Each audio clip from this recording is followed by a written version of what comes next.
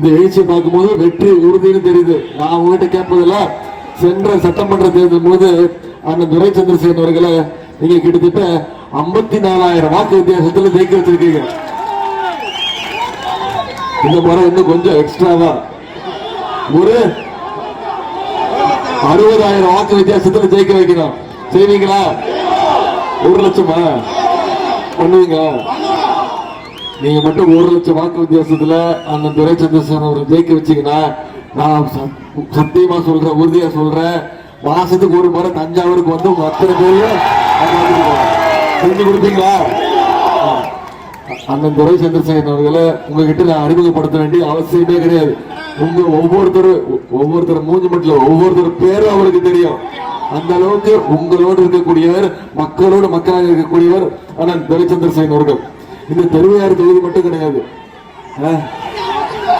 அமைச்சரா? சரி, இந்த கொடி கொஞ்சம் இறக்குங்க, முக்கியமான விஷயம். சரி,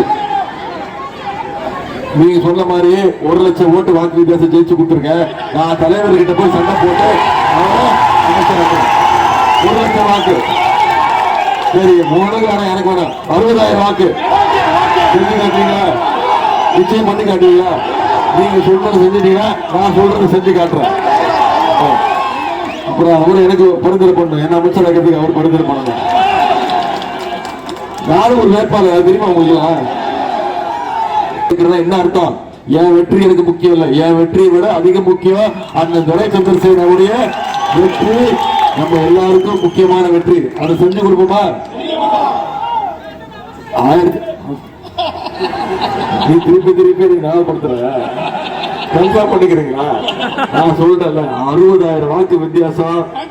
அண்ணா அமைச்சர் கன்ஃபார்ம்.